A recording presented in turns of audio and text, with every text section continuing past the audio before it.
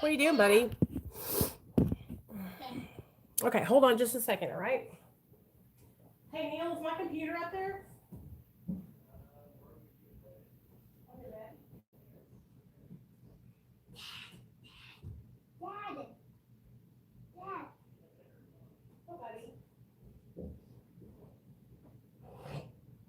All right. Love you, baby. Okay, buddy. You're driving. Let's go.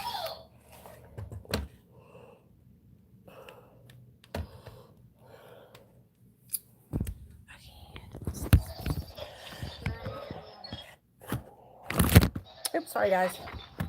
Let me get everything set up. Yo, what's up? All right. Can they hear? Yeah, they can hear. Don't get on camera, though, Nate, because you know how the rules are now. New YouTube rules. Hey, guys. Come on in, everybody. Oh, mercy. Nate, they're going to think that's me. They're going to think that's me tooting. Okay, go upstairs. All right. Oh, shoot, y'all aren't going to be able to see.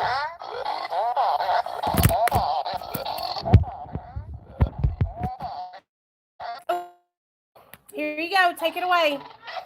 Hey, guys. Bye, little robot guy. My son's pranking me. He's pranking me with that robot, y'all. It's hot.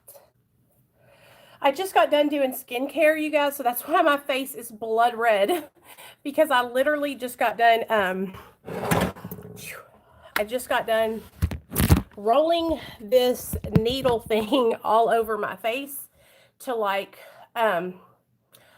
puncture the top layer of the skin so that way my skincare could get seep down deep into my pores. Okay, so what's up, everybody? Welcome to my channel, Real Talk Recovery, where we talk about recovery from addiction. Nathaniel, and I share my life with you. Come take your guy, okay? It's funny, but it's not funny anymore. Hey, Misty. So I'm sorry I missed Friday night, you guys. My little boy was not feeling good, and so I could not do the meeting Friday. But I wanted to come on and kind of update you guys and let y'all know how I'm doing with my Suboxone taper and how I've been feeling. Now, I'm going to be honest with you guys. Since I've dropped down to 4, I'm taking 2 milligrams in the morning, and then I take 2 milligrams in the afternoon.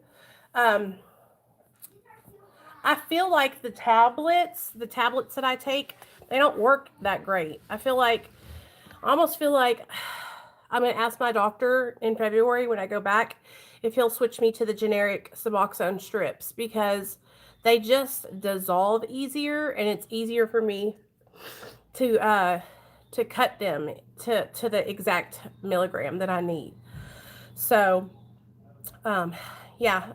Other than that, like, I'm not experiencing like any withdrawal. I have a lot of energy. I feel great, you guys. Like, my overall, the way I feel, like my health and wellness overall, like I feel like I'm getting a lot more energy. I feel like I'm starting to feel like my body is adjusting to only being on 4 milligrams, which for me is a good thing, because one of the side effects that I had from Suboxone, and this is just me, not everybody's going to have this side effect, but one of the side effects I had was lack of motivation, and not wanting to do anything, feeling like a lump on the log all the time. And so that was one of the reasons why I started tapering, was because I felt like I just didn't have any energy anymore. So everything is going really well with that. Like, I feel like I'm on the right track, and I'm happy with how quickly I'm going. I'm happy with how slowly I'm tapering. Like, I think it's really important for me to go low and slow and not rush my way through the taper. Every time I have to cut a pill of Subutex, it crumbles. Really? Okay, so mine don't do that, but I'm not on Subutex. I'm on Suboxone. So maybe it's just like they're differently made. Now, what I do is I don't cut them. I take the pill and I'll put it on the corner of my dress shirt and I'll push it and it'll break in half. Have you tried that?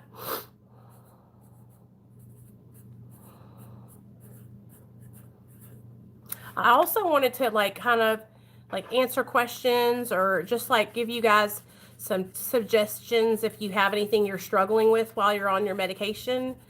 Um, a lot of people, they either don't talk about how they're doing or they over exaggerate or they act like it's like such a terrible thing to be on Suboxone or Methadone. And I'm gonna tell you guys, like, Suboxone saved my life. It saved my life. Like, I don't know if I would be here today if I hadn't got on the medication. I don't know if I would be sober today, you know, and I'm so grateful that I didn't listen to that judgment and the shame that people try to put on addicts that need to get on Suboxone. You know what I'm saying? Like, for the longest time, I was so worried about what everybody else thought, and that really kept me from being able to move forward in my sobriety. But since I've kind of like since I've let that go and I've just kind of started to move forward, I feel like nothing can stop me. Like, I feel like I'm in a good place today, and I'm grateful for that. And that's what I want to do here on the channel, is I want to encourage you guys to get to a place where you're confident in what you're doing and you're confident in your sobriety and the fact that you're using maintenance as a tool to your sobriety. So that's the main thing to do. And the main thing is for us, I want us to come here. I want us to be able to support each other. I want us to be able to lift each other up. I want you guys to know that you're not alone and that there's no shame being on medically assisted treatment. It doesn't matter how long you need to be on it. That is up to you. That's your own personal journey, baby. I'll have to try that. I thought I've always been on Suboxone, but it's Subutex. Okay, so the difference between Subutex and Suboxone is Subutex just doesn't have naloxone in it. Naloxone is a medication that is placed in Suboxone to keep a drug addict from abusing it intravenously. It's there to keep you from shooting it up. Subutex is just buprenorphine. So that's all. A lot of people think that naloxone is the blocker, but it's really just there to keep you from abusing it. The way Suboxone works is buprenorphine. It's what attaches itself to the opiate receptors in your brain, and that's what keeps other opiates off of those receptors. It's the buprenorphine. So, I didn't really plan on going live tonight, but I know that I've been telling story times and we've been doing like step studies, and I was like, I need to do a Suboxone Methadone support. Like, I need to do a Mara meeting so that way people that are on maintenance medication know that they're not alone, you know. That's why I made my channel, you guys, because I felt like I didn't have anyone I could talk to about being on maintenance. I didn't feel like there was anybody that understood. I didn't feel like there was anyone that took my sobriety seriously. I felt like every time I would say, my name's Nicole and I'm an addict and I've been sober for 4.5 years, people would look at me out the side of their neck like I wasn't sober or something. Like I haven't worked my ass off to get to where I'm at today. You know, and a lot of you guys know, because a lot of you guys are my witnesses. You guys, Misty, you've been with me for a little while. A lot of you guys have walked this walk with me and seen me grow in my recovery as I stay sober, you know, every day. You know, back when I was in my active addiction, you guys hear the stories. I'm very, very different than the way I was when I was in active addiction. I was very sick back then. And, you know, it's not just Suboxone, though, that helps me stay sober. And I guess I kind of want to talk to you guys about that. I feel like sometimes there can be a misconception, especially with people that don't understand addiction, that they think that, oh, well, I'm going to get on Suboxone and then my addiction is going to be cured. I'm going to get on Suboxone and then my addiction is going to be cured. And I want to share something with you guys. So I wish there was a magic pill, you know what I mean, for us to get on and it to make us better and not have to worry about struggling with our diseases anymore. But the disease of addiction, it centers in our mind. Okay, so let's talk about the disease. So the disease of addiction centers in your mind. All right, it's an obsession of the mind. So it's not like something like you could just catch it and you get sick and you have a virus and then you could take some medication to get rid of it. That's not how the disease of addiction is. It's a brain disorder. Okay, so if it centers in our mind, then what we have to start doing is we have to start working on healing the way we think, changing the way we think, learning to cope with life on life's terms. And that's why, like, I'm such a big advocate of people who use Suboxone or Methadone or Vivatrol or Sublocade. I'm such a big advocate of saying, hey, don't just get on this medication and then expect for your life to be all rainbows and unicorns. If you get on Suboxone and you don't do shit else but get on Suboxone, nothing's going to change. Like, you're still going to be the same. You're still going to struggle. And you're just going to be on Suboxone and struggling. So when you get on Suboxone, there's things that you need to do. I have a sponsor and I haven't told her that I'm on Suboxone. I'm having a hard time. So Misty, have you kind of filled her out yet to see if she's one of those sponsors who is very judgmental about maintenance medication? Because here's the thing, Misty. I want you to get out of the program everything that you can get out of it. You know that being on maintenance medication, it's just between you and your doctor. You don't have to tell anybody else that. But here's what I did. I'm going to be straight up with you, okay? I was working the steps with a sponsor, an AA sponsor. And I had been with her for about 6 months and I hadn't told her yet. And so I finally told her at about 6 months sober, and she was really upset with me. Not because I was on Suboxone, but because I lied to her and didn't tell her that I was on it. She could have cared. She didn't care that I was on it. She actually told me, that's between you and your doctor. You listen to what your doctor says. I'm here to take you through the steps. Okay. And so if you find yourself a good sponsor, that sponsor is going to be there to take you through the steps, and that's what they're there for. They're not there to tell you whether or not you should be on Suboxone or Methadone. All right? So really, it is just on you whether or not you want to share that information with them. Okay? As long as you're being honest with your doctor and your higher power, that's all that matters. Your sponsor is simply there to take you through the steps. They're guiding you through the steps. All right, so would you go and tell somebody, your teacher at school, that you were on Suboxone?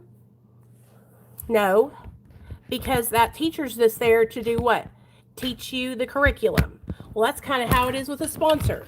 A sponsor is there to take you through the steps. Sorry, I want to straighten this out, but it's driving me insane. Okay, they're just there to take you through the steps. A lot of sponsors, they kind of overstep their boundaries and they get into stuff that they shouldn't really get into, like,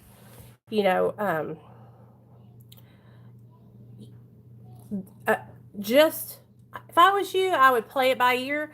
I would just fill her out. If you feel like you can open up to her about that, then that's fine. Do it. If you don't feel like you can open up to her about it, then just keep it to yourself and utilize her to do what she's there to do, which is take you through the 12 steps, okay?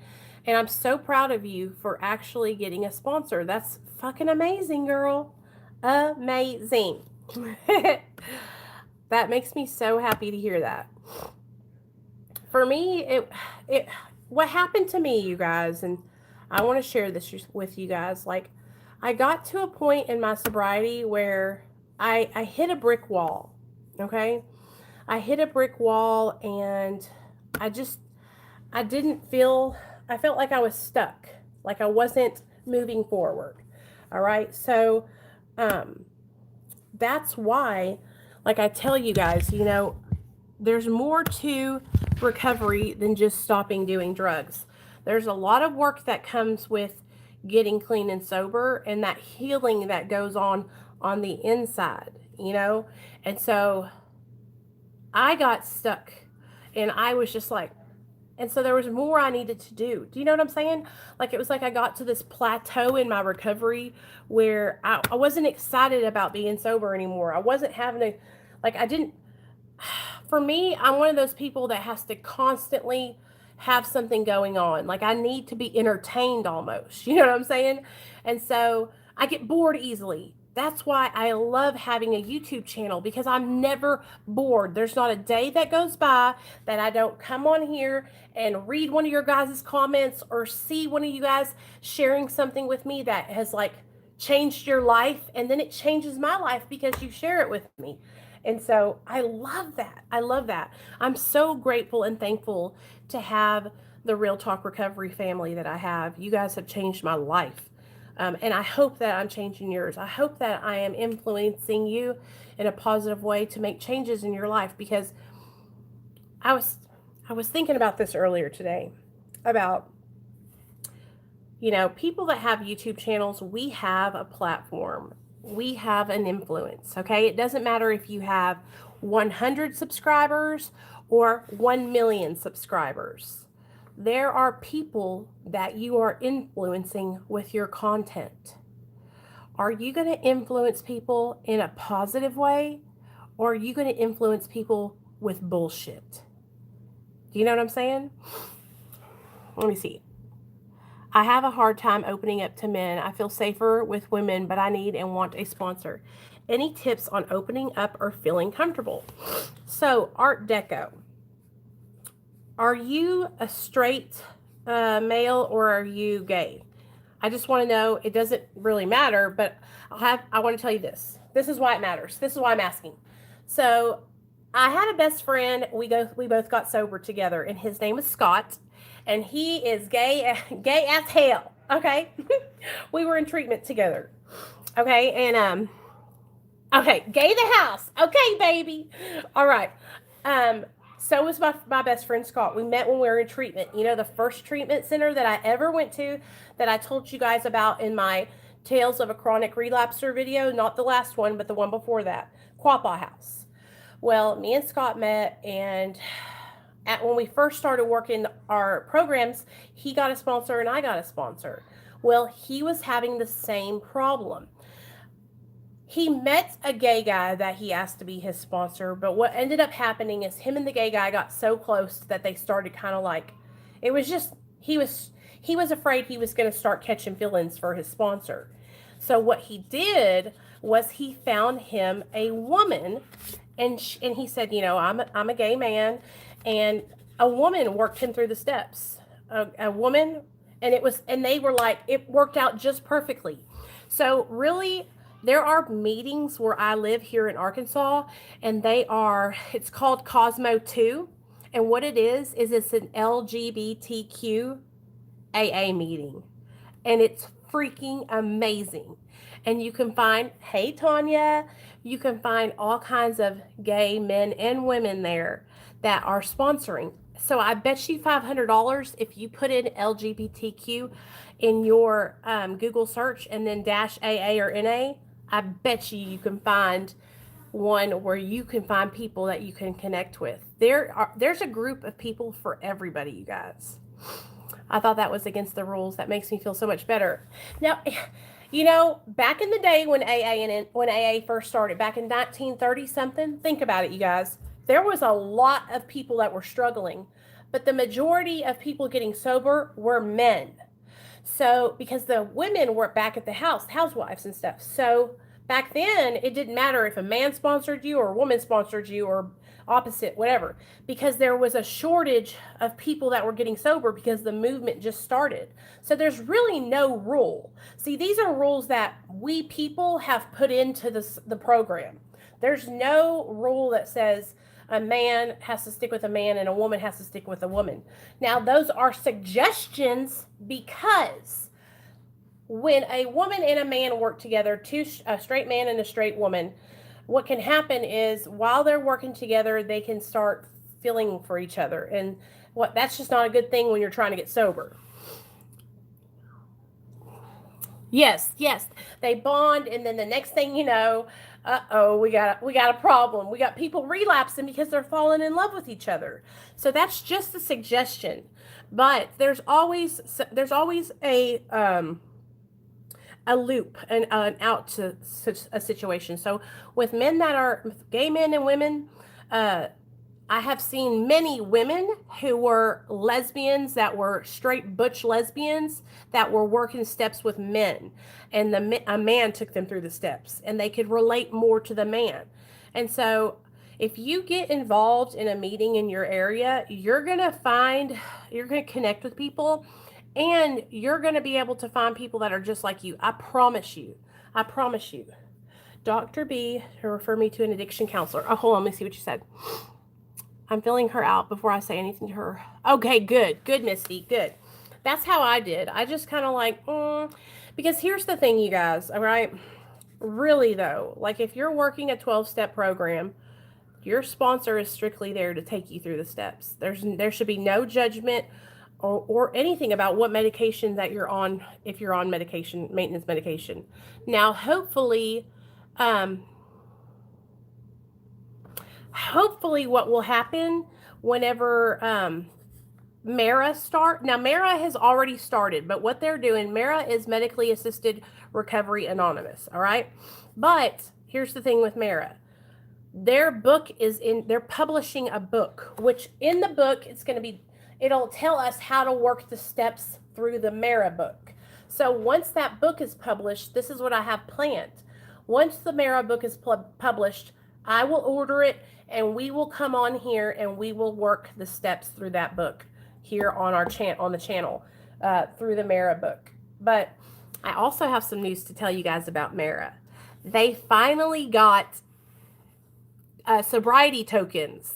So I'm going to order a whole bunch of Medically Assisted Recovery Anonymous sobriety tokens. So that way, when you guys hit your milestones, I can mail you out a sobriety coin. Won't that be cool?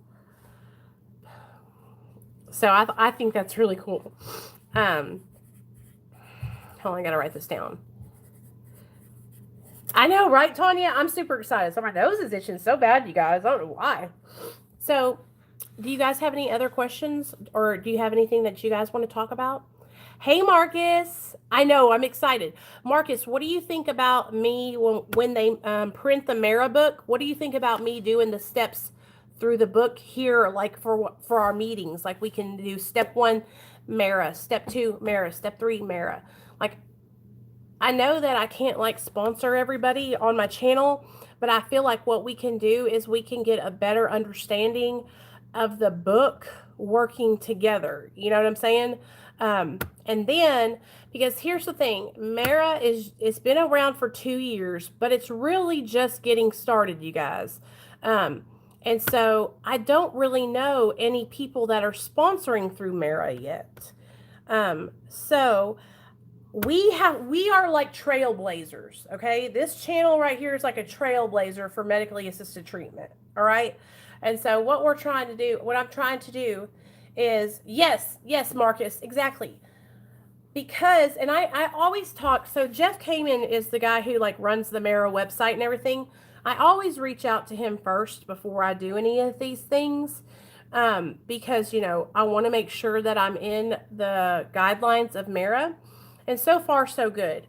But I really, really want to be of service to other addicts and alcoholics that are using maintenance medications, because I really, really do relate to people.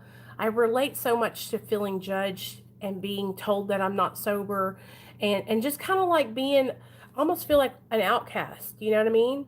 It is so important. And I feel like it's taken so long for Mara to even become a thing to where people are actually knowing what it is now.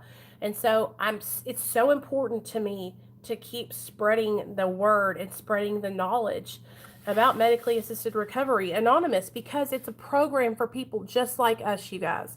It's a program for people who we want to recover from an unsafe lifestyle, and we want to change our lives and do better, you know? And I think what happens a lot of times is people assume because we're on maintenance that we don't want to change and we don't want to recover. Do you know what I'm saying? And that's the farthest thing from the truth. Like, this judgment within the community from other addicts, it's got to stop, because so many people are dying from this disease, and we could help so many more people if people would shut up and stop judging others and just support each other, you know?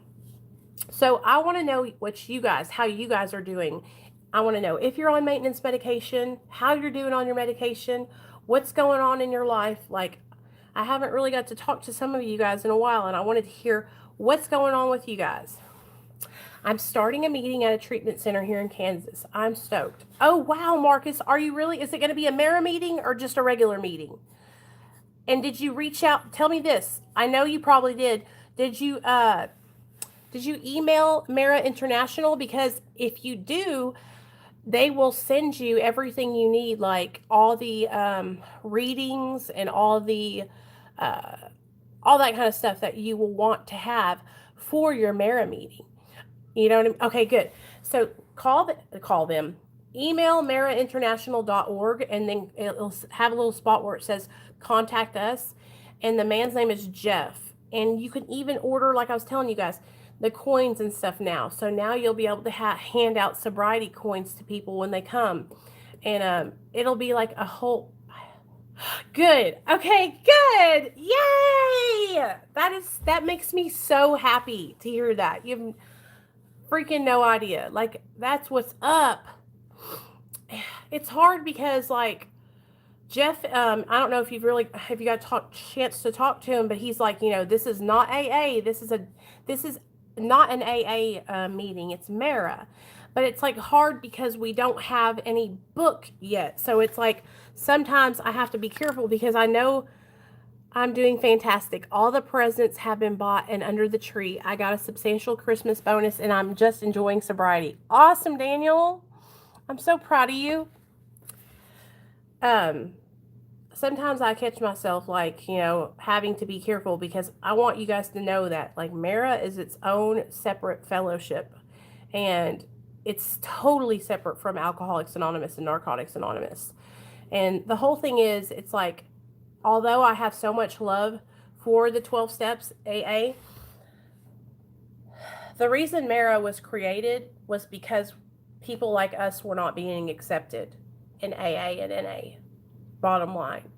And that's why Mara had to be made, because there's some states where you can, if you go to an AA or an NA meeting and they know you're on Suboxone, they won't let you share. Can you believe that? They will ask you to please not share. If you're on Suboxone and you go to an NA or an AA meeting, I think it's in Kentucky and Ohio, some of these places, they look at you like you're still using heroin. You might as well be shooting dope. Can you believe that? Hey, Byron. That's crazy to me. They're not like that here. Right. What does augment mean? Or fill in where it was and it'll be that instead? On maintenance, been on for years, plan to stay on. Give 0 fucks if anyone doesn't like it. It has kept me out of their time most of my sobriety. Hey, Merc. I'm proud of you, man. That's what's up. Hey, Straight Talking. How you doing, girl? I'm so glad to see all you guys. Hi, sweetheart. Thanks for helping me out. I just left a reply to you. Hey, Marcy, I just wrote down what you said, and after I get off here, I'm going to go check it out. I've heard of him before, and, I hope you feel better, girl. Hey, Felicia. What's up, girl? I hadn't seen you in a while, I feel like.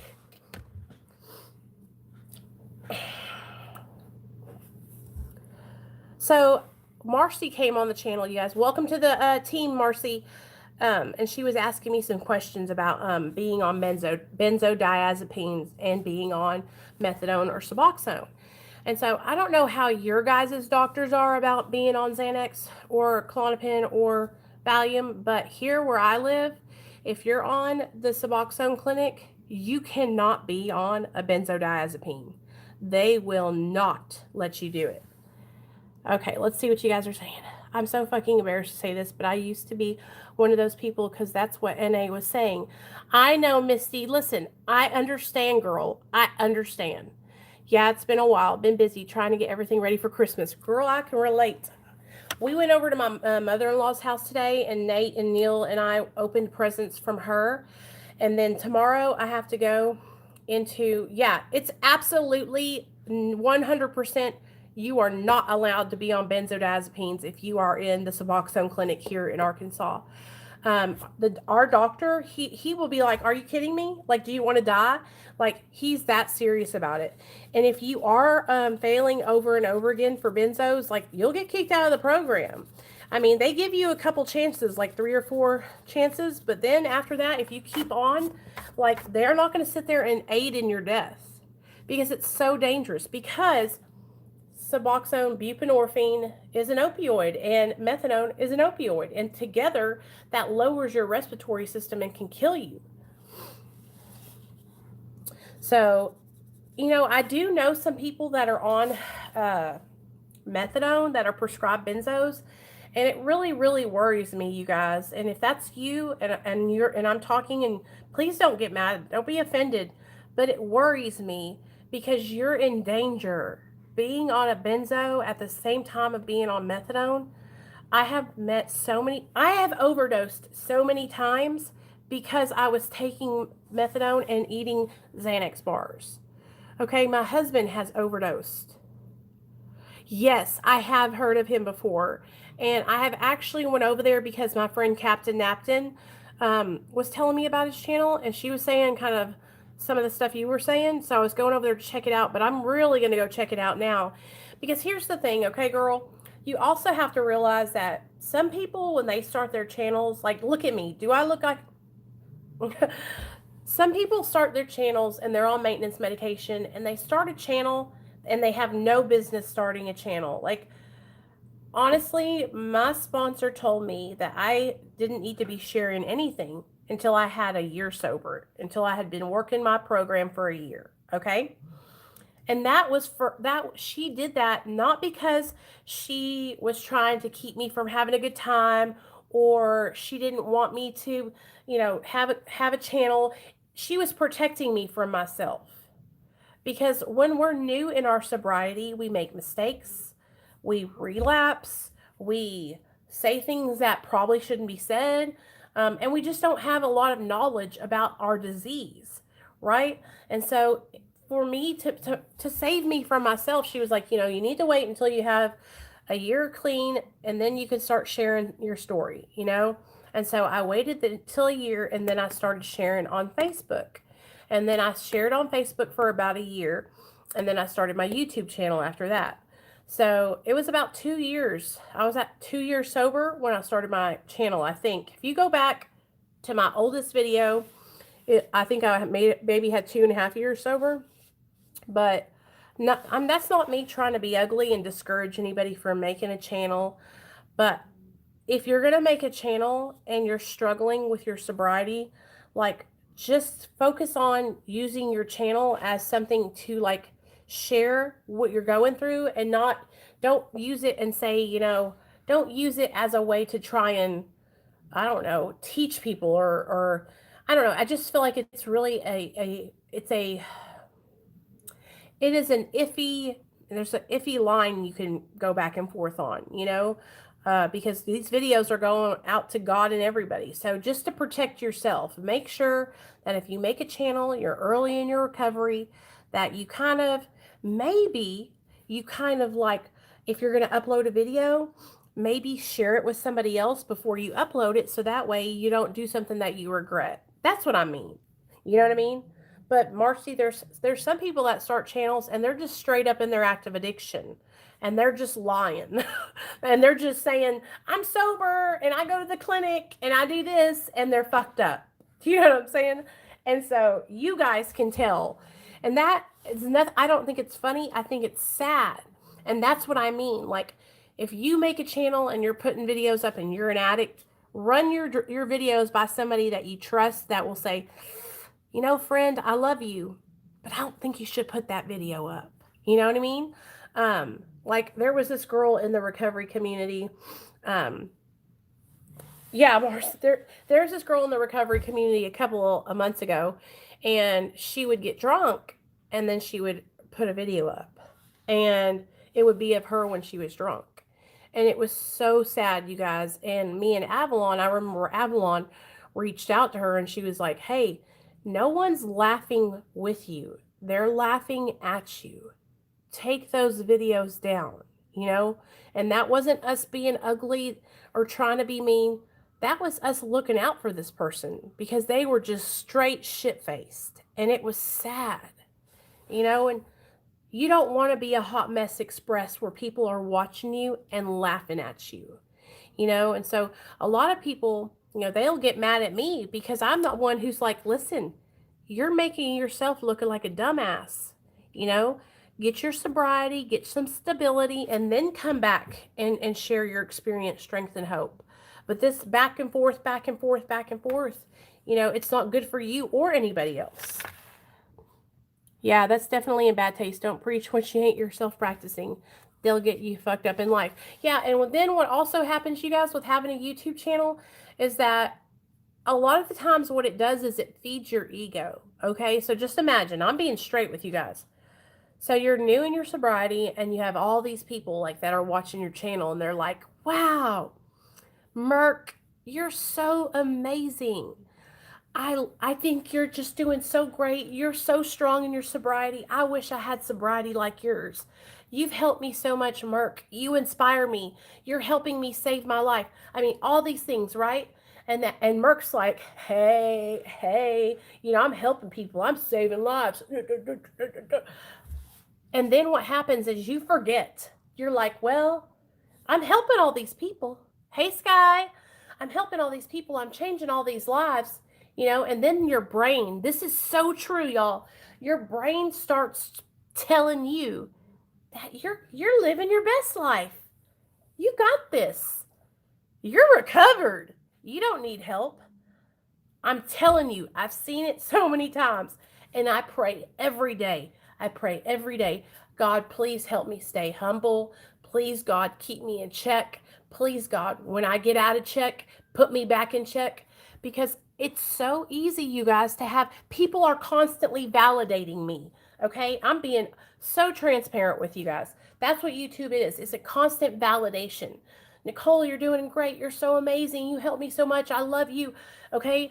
And so for somebody like me who had low self-esteem, low self-worth, didn't love myself, I'm like getting all this love, right? All this amazing feel-good feelings, all this reassurance and validation, right? And it's amazing. I love it. I love interacting. I love you guys, right? But here's the thing. If I don't keep myself in check and I don't stay consistent with my sobriety, my recovery, my prayer, my meditation, talking to my sponsor, talking to other people in recovery that can help me stay in check, then I will veer off to the left. And this has happened to me before.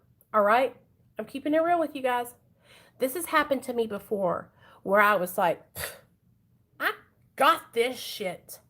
It was probably about a year ago, this time last year. I would come on my channel and I was just telling it all. You've got to do this if you want to get sober. And if you don't do this, then you're going to die. And I was just like preaching, right? And it was like, she thinks she knows everything. And it was just a turnoff. But what it was me thinking that I had it all figured out. Hey, Amy. And it wasn't because I'm a bad person. It wasn't because it was because it's so easy to forget where we came from. So you guys, one of the things that helps me stay sober so much is reflecting on the life that I came from and where I'm at today. And reflecting and realizing that all it takes is 1 second, 1 minute for me to fall back into that life and lose everything. You had good intentions, girl. You were doing so well and you just wanted others to feel the same way. And I do want others to feel and get sobriety, but there's a way to go about things, you guys, and there's a humbleness, a humility that comes with recovery. And so, have any of you guys ever watched The Rewired Soul? Okay. I don't know if you guys know who he is, but his name is Chris. And I used to be a huge, hey Jackie, I used to be a huge fan of The Rewired Soul. I loved watching his videos about recovery. They inspired me. Well, about this time last year, he blew up. He blew up, you guys. He was like a 2,000 or 5,000 subscriber channel, and he went to 100,000 like overnight from some drama that he started posting. He started using people's names in the title, and he blew up. Okay. And this is a recovering alcoholic and addict like me. He's a guy who works the 12 steps. He blew up overnight to like 100,000 subscribers. And all these people started like watching him and like really dissecting what he was saying. What ended up happening, y'all, is he ended up using other people's misfortune, using people who were struggling with addiction. Hey, Crystal, using people who were struggling with suicide, thoughts of suicide, and mental illness, using their names in his titles and making videos assuming and speculating about their mental health and their sobriety. Okay, and using them as an example to talk about the problem and focus on the solution, right? And when he turned this corner and he started using other people and talking about them in his videos, it was like, whoa, this is not a good place to be. So there's one thing about people like me, people like Chris who are in recovery, right? People like you guys. It's one thing for me to share my story, my experience. It's another thing when I start comparing my experiences to others people's experiences, and when I start speculating and using other people and putting them in my videos. So imagine if all my videos went from me sharing with you guys about how I work my recovery, what I'm doing, to me using bigger YouTubers who were struggling with mental illness or having some drama in YouTube. Let's say Big Lance off the yard relapsed last week. Let's talk about it. Okay, that did not happen, but I'm just using an example. And then I'm coming on and I'm getting all these views and all this attention because I used his name. And then I'm speculating about why he relapsed. Do you see what I'm saying? Can you imagine if another person that was in recovery who had a channel used you and started saying, like, Nicole relapsed. Let's talk about why she relapsed. So I learned my lesson real quick that using people in your videos and talking about other people's experiences, their recovery, especially mental illness, all that kind of stuff, absolutely off limits. Off limits. What he did with Taylor Nicole Dean was particularly hideous. Yeah, and so that's what I'm talking about. Like, there was a time I wasn't quite doing that, but I was like in this mentality or this headspace where I thought I knew everything. And I see that in him. And so, but there's a big difference between me and him. Like, I'm actively working a program of recovery with a sponsor, and I talk to a therapist, and I have accountability partners, and it's just like, it's a big difference. But I use him as an example because that's what some things that people in recovery, like, I would never, just don't do that. You don't talk about other people's addiction and recovery. It's just not nice, because I don't know what's going on in somebody else's life. And how would I feel if somebody was getting on their channel and talking about me and my recovery and saying how, I'm not sober, or my recovery, I don't have good recovery. Like, if I'm busy judging somebody else's recovery, then what am I not doing? I'm not tending to my own recovery, and that's a big lesson that I've learned in my life here on YouTube, is that when I'm focusing on what other people are doing, then I'm not really focusing on me, and I've also learned that when I'm focusing on what other people are doing, It's because I want to distract from something that's going on within me. Because I don't want to feel something. Maybe I feel left out. Maybe I feel insecure. Maybe I'm hurt. Maybe I'm afraid. And so I'll say, well, look at Mark over there.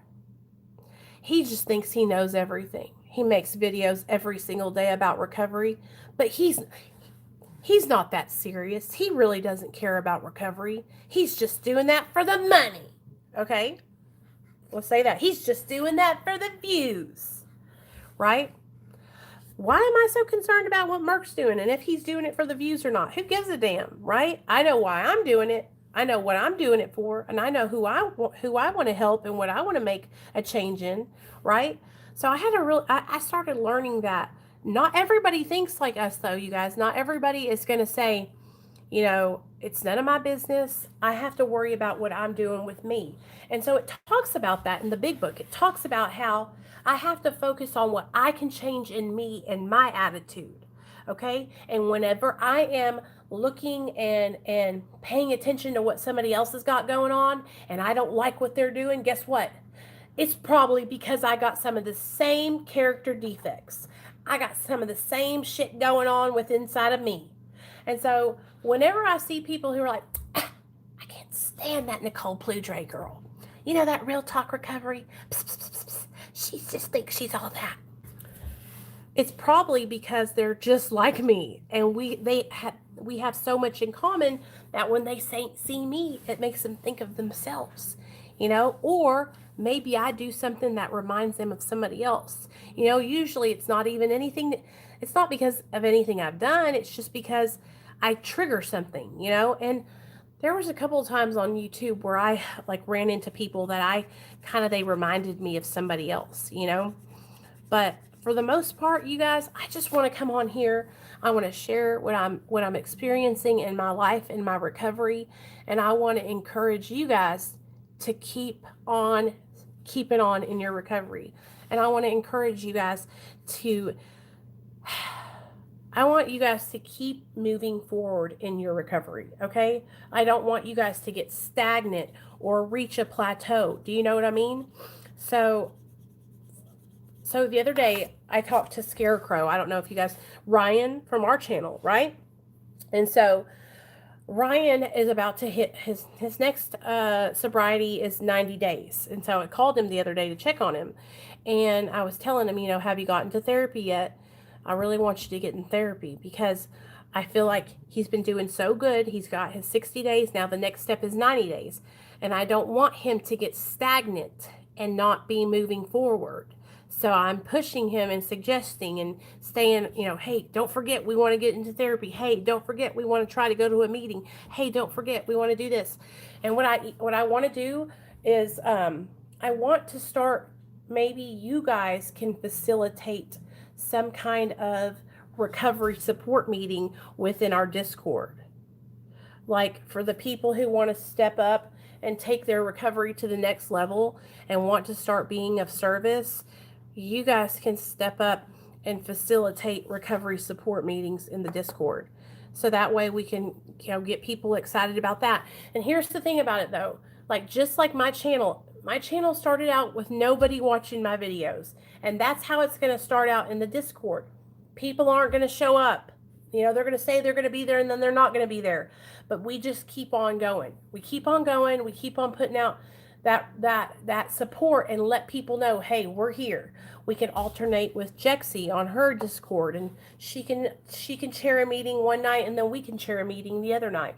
So that way, whatever people need the support can come in there and find the support.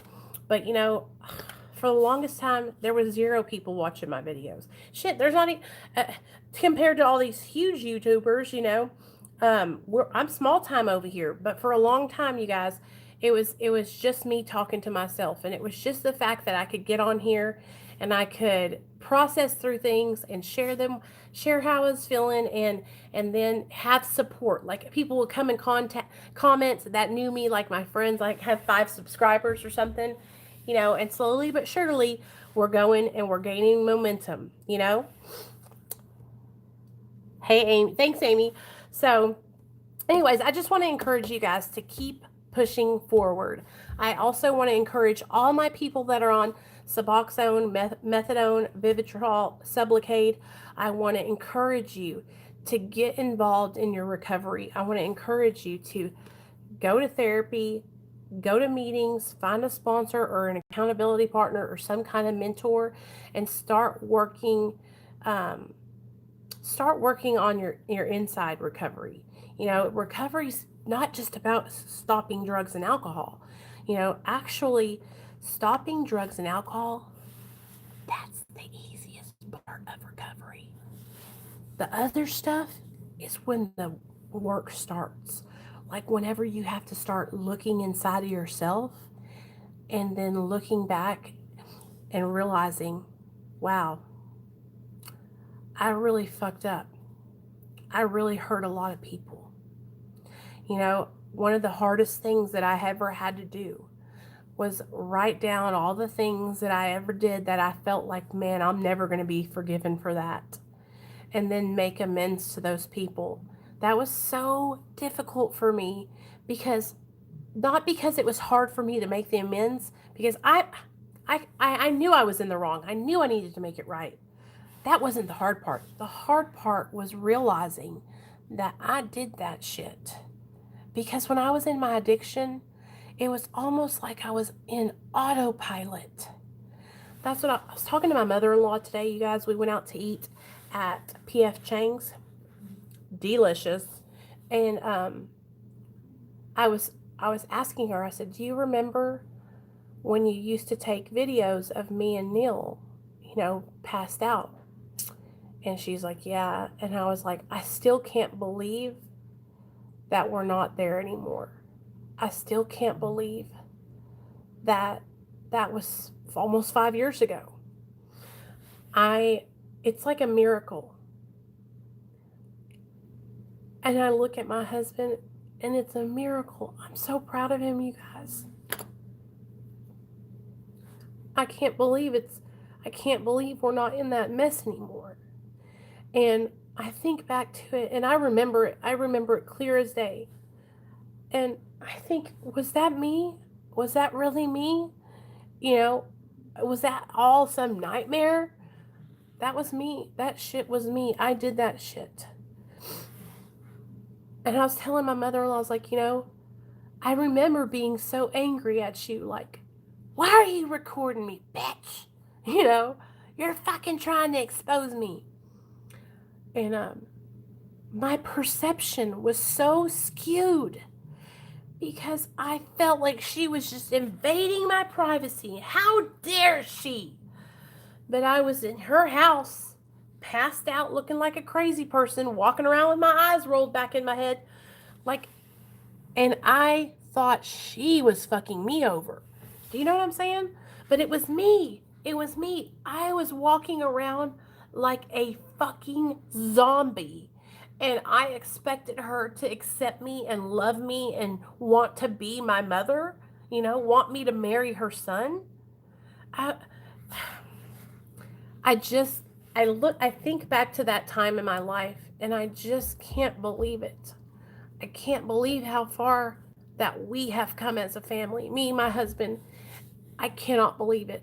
I thank God every single day that he intervened in my life and my son got taken from me, because that was exactly what had to happen for me to open my eyes, you guys. It was a damn miracle. I'm telling you, it still doesn't seem like this is all real. I still think sometimes I'm going to wake up and I'm going to be in one of those houses with all the baby kittens in the couch and no running water. Do you know what I'm saying?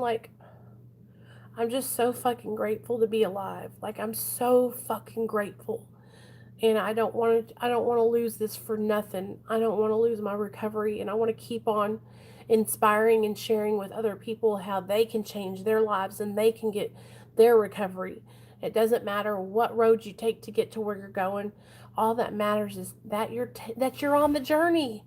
We've got to open our minds and be more accepting and supporting of all people that are in recovery. It doesn't matter if you're abstinent, maintenance, marijuana smoking, marijuana maintenance. I mean, like, I see people recovering in different ways all over the United States, all over the country, and each person is growing in their own way.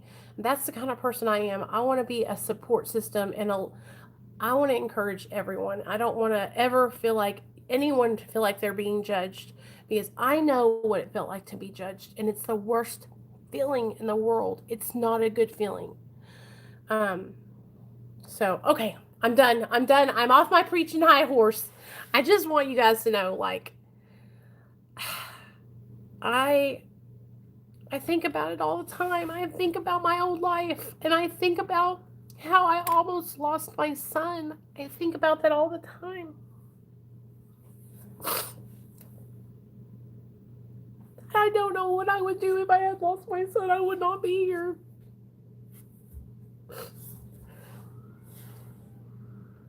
It's like I have to feel that. I have to feel that emotion. I have to experience that to remember, because it is what changed my life. I don't want to ever forget, because I love my son more than anything in the whole wide world. Today we were in church. I went to church this morning. Are you so proud of me? And Nathaniel really made me upset, because he popped me, and he was upset. His daddy accidentally ran into him, and Nate got scared, and he popped me. And I turned around and I said, "Don't you ever pop me in the face." Not like smacked me hard, but anyways, he hit me in the face. And it really, really upset me, because Nathaniel is like testing my boundaries right now. And he's such a good kid, y'all. He really is a good boy.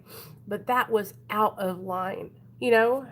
And so I was thinking about it, and I was like, you know, Nicole, for all the things that my family, that we've been through, me, my son, and my husband, my son is so good.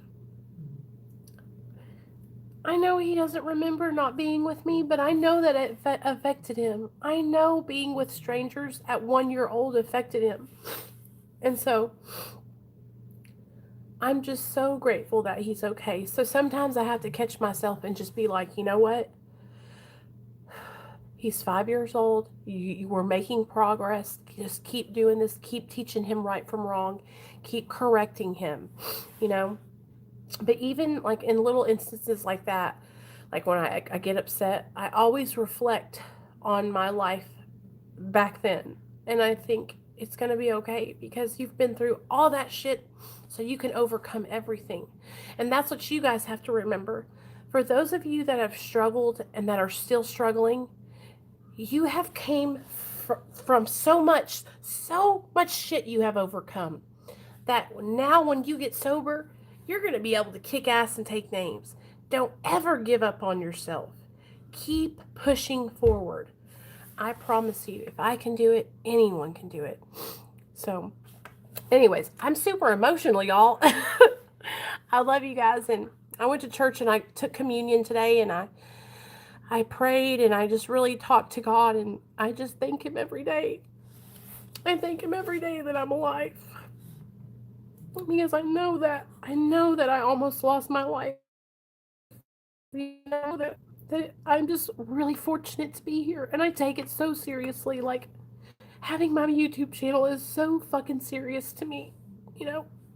So I just want you guys to know that you guys have changed my life, and you guys give me so much purpose. And I just want you guys to know that I love y'all, and I really appreciate you guys.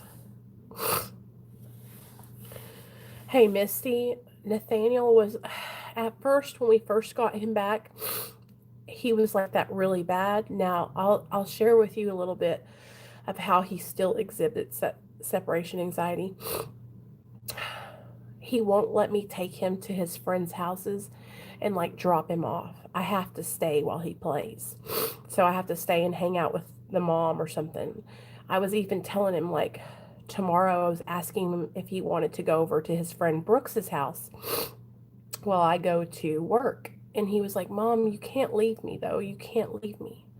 And when I even try to leave, it really makes him so upset. So I totally understand The best advice I have, girl, is work slowly up to it. So maybe if your baby kind of has problems with not wanting to be left alone at a friend's house, maybe stay there for a little bit until they get it comfortable and then leave. Do you know what I'm saying? Just slowly work your way into it. But what we'll do, if you ladies on here that have children want to, I will do a live stream next week where we just talk about what it's like to be a mom in recovery and how I work through my hard times, because I have times where I'm like, am I doing the right thing? So let me know if that's something you guys are interested in. I love you guys. I'm going to get off here, go wash my face, because I've been crying like a baby. And I just want you guys to know that I really appreciate you guys for supporting me. And tomorrow's Monday. I'm trying to think what we have planned for the next week or so. My nose is running. Big Sid is supposed to come on. I just have to get with him because we both have such different schedules. Big Sid, I need to get Big Lance back on the channel to do his second part. Nate Dogg 916 and I are going to collab, so that's going to be coming after the holidays. And then I also need to get together with Savage Studios because he wanted to do a video. So I got different people that I need to reach out to. I need to get Nick from Hopeless to Hopeful back on the channel. I need to get Jeff back on the channel. I need to get Splinter back on the channel from Prison Point of View. So I got a bunch of people, and Kayla. So I got a bunch of people that I need to get back on the channel to do second parts and third parts to their videos. So all that stuff will be coming after the new year, most likely. Christmas Eve, we're having a Christmas Eve extravaganza. So you guys be ready for that. I'm going to set you guys up on a tripod. We're going to be opening presents. We're going to have story times. We're going to have me and my sisters. It's going to be fucking crazy.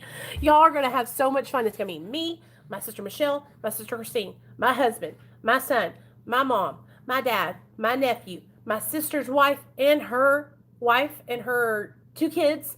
So it's going to be the whole damn family. So y'all get to hear from my crazy sisters. They're going to be able to tell you about how crazy my butt was back in my addiction, how much better I am now, because I'm telling you, if anybody can tell you guys about how it was when I was in my addiction, my baby sisters can tell you, because they really got the brunt of the shit, because I would steal out of my sister's piggy bank and shit. It was just crazy. I love you, Amy. I love you guys. Y'all are, and I'll always keep it real. I promise. Oh, one other update. We have raised $60.25 towards Richard's sister's funeral. So I want to thank everybody who donated. Like, fucking seriously, thank you so much. He is ecstatic. He is so grateful and thankful for any bit that was donated. So thank you to everybody that was able to donate. If anybody else wants to donate, all you have to do is send it to my PayPal, which is in the description of all my videos and on previous videos in the comment section. So I will send that to him I think he's going to probably want it tomorrow or whenever he wants it. So, but I have been in contact with him. I talked to him today, and I wanted to let you guys know that's how much we got so far. So I love you guys. Thanks for being here, and I'll see you guys tomorrow.